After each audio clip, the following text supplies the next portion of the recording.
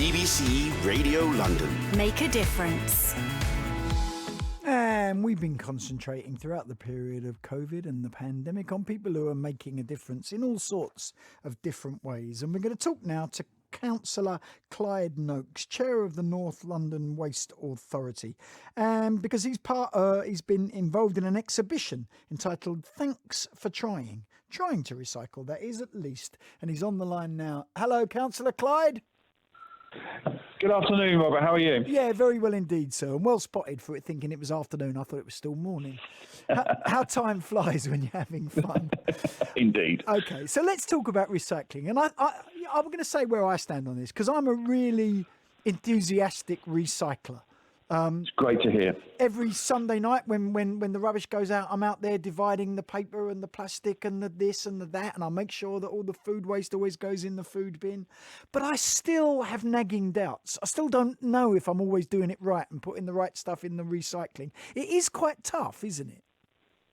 It is quite tough, Robert, and our Thanks for Trying exhibition and campaign is about saying thank you to the likes of yourself and, the millions of Londoners that are doing the right thing day in and day out, but also just in a slightly tongue-in-cheek kind of way, just nudging them and reminding them that, there are some things that simply cannot be recycled at this moment in time in North London. But roughly between 75% and 85% of all North Londoners' rubbish can be recycled on their doorstep, but there's still some nagging things like Bibles, hard plastic toys, black plastic items that simply cannot be recycled, and we need to get those items out of those recycling bins because they contaminate that recycling, meaning that sometimes we have to throw those whole truckloads of recycling away because they are so contaminated at a cost of about £2 million a year to North Londoners. So,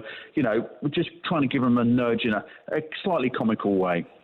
Bibles? Did you actually say Bible? Yeah. We're getting Bibles, army helmets, all sorts of stuff ending up in recycling bins in North London. Some of this stuff probably has a value on eBay, but, it is amazing what kind of gets thrown away. Can Bibles not be recycled for liturgical reasons? Is it No. Is it blasphemous? Not at all. Listen, books, there are so many good uses for books now. There's simply no reason why anyone should throw a book either in their residual bin or their recycling bin. We've got all these little libraries kind of popping up on residential streets.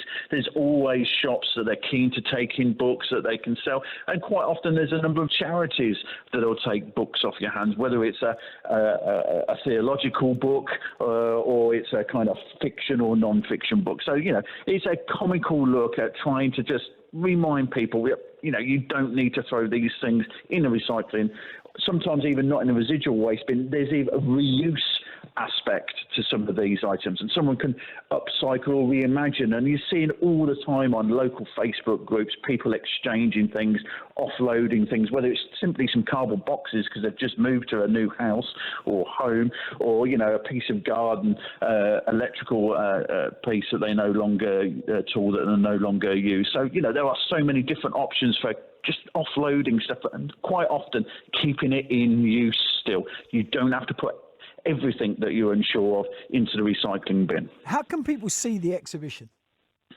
The exhibition was at Cllr Loakes Yard in Camden for a period of time. It's now kind of largely moved on to kind of buses and tube stations, and you can see some of the more interesting visuals and how we've deployed them as you go up and down the escalators across London. So there is an opportunity to see it. And it's like I say, it's tongue-in-cheek. It's a big thumbs up for more people doing the right thing, and it's because of the success of raising awareness of recycling that people are experimenting and putting army helmets in recycling bins that we're at this place. But it's a nudge to just say, check, confirm what you can actually put in your recycling bin, and think about it. Could someone else use this item? Could someone else find a way? Can I ask a question? Because it's another one that I've genuinely never quite known the answer to, which is that if you've got, plastic food containers or whatever, how much do you have to wash them out before you put them in? If I've used that yogurt pot or whatever it might be, and I've eaten all the yogurt. Can that go into the thing, or do I have to clean it first?